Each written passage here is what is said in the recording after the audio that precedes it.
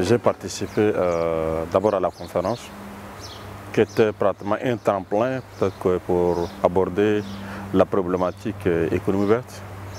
Et c'était également une occasion pour nous, peut-être que des consultants ont été mobilisés dans les différentes sous-régions pour pouvoir déjà collecter ou bien compiler un certain nombre d'informations, d'initiatives qui se font au niveau de la sous-région. Donc les 4 sous-régions ont présenté des rapports qui reflètent un peu les réalités, qui reflètent un peu les initiatives qui sont en train d'être menées par un certain nombre d'institutions, même par les autres autorités des États, pour donner vraiment une impulsion à l'économie verte. Il est vrai que l'économie verte paraît un concept nouveau, mais à vrai dire, ce n'est pas un concept nouveau, c'est des activités qui sont en train d'être menées à différents niveaux, par des institutions régionales, par des institutions financières, mais qui ne sont pas connues peut-être du public et même de nous cadres. Économie verte, en fait, c'est un peu ça. Mais donc c'était une opportunité pour vraiment appréhender la vraie problématique, la vraie question de l'économie verte, en vue de l'intégrer dans les politiques.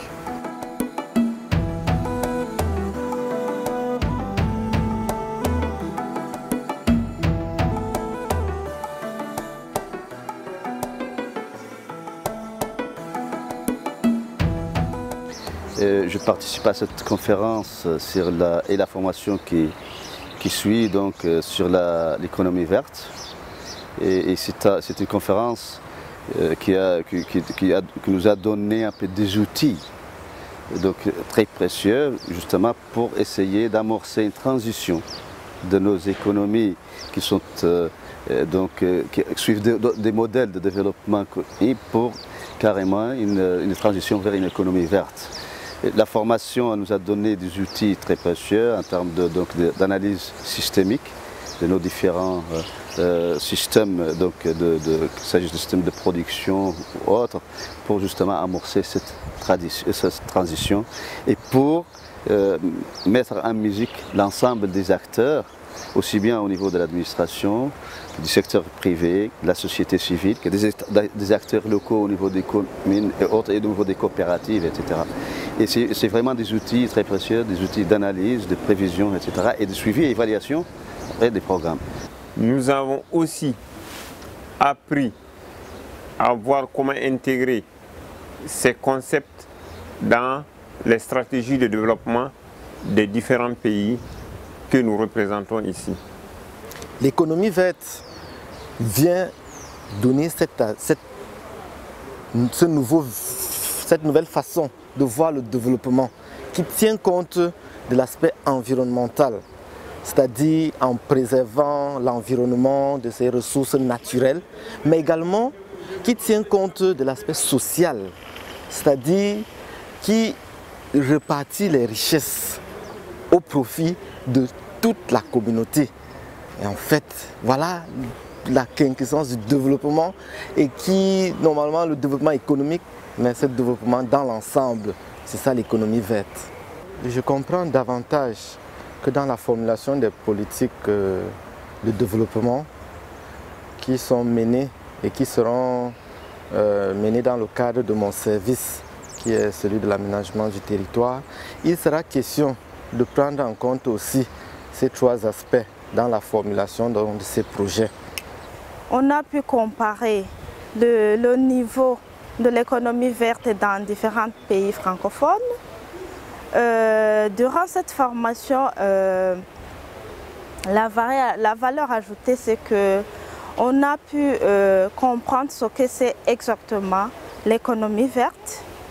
On peut dire que l'économie verte met en avant le bien-être, l'équité sociale et en mettant en place une stratégie et une politique qui concerne l'économie verte. Je crois que ça sera un pas en avant pour pouvoir accéder à ces emplois verts. Ici, à Tunis, au Centre de technologie de l'environnement de Tunis, c'est vraiment une initiative louable pour nous.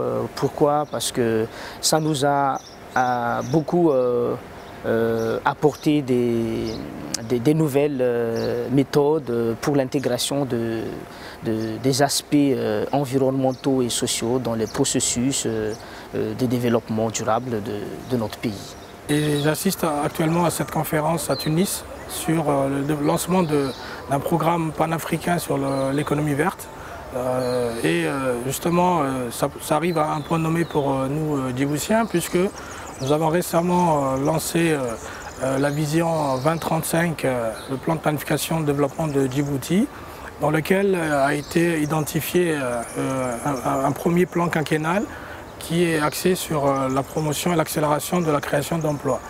Et l'objectif pour nous, in fine, c'est de permettre à verdir un peu les 5 ou 6 axes secteurs stratégiques qui ont été identifiés pour permettre justement de mettre en œuvre une politique d'économie verte, car vous le savez, qui est une politique intersectorielle qui associe plusieurs institutions nationales.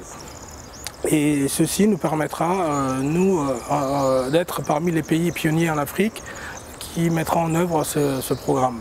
Car vous savez, l'économie verte peut être un excellent moyen de développement d'un pays, surtout en ce qui concerne le nôtre, qui sommes dans une zone géographique exposée à plusieurs menaces naturelles et aussi à des menaces anthropiques comme actuellement la crise humanitaire du Yémen et la Somalie et tous les mouvements que l'on connaît dans cette région, donc dans cette sous-région. Donc ceci nous permettra in fine de développer et mettre en place un vrai programme de développement national pour Djibouti. Et rien que pour ça, j'espère pouvoir mettre en œuvre, une fois retourné au pays, les concepts et outils qui ont été définis ici dans cette conférence pour justement s'approprier et mettre en œuvre sur le terrain. Je crois que cette conférence va nous permettre d'avoir plus des outils méthodologiques dans l'élaboration des plans et programmes de développement avec cette nouvelle approche qui n'est autre que l'économie verte. Mais je crois que dans notre pays, ce n'est pas tellement trop impliqué et nous voulons avoir plus des outils méthodologiques et ça va me permettre aussi d'aller organiser au niveau de notre ministère et qui est en quelque sorte le ministère central qui regroupe l'ensemble des ministères dans l'élaboration du budget par exemple. À ce moment-là, on pourra organiser, voire avec le ministre, organiser des conférences pour transmettre le savoir, pourquoi pas inviter les organisateurs pour venir former plus des formateurs au niveau national.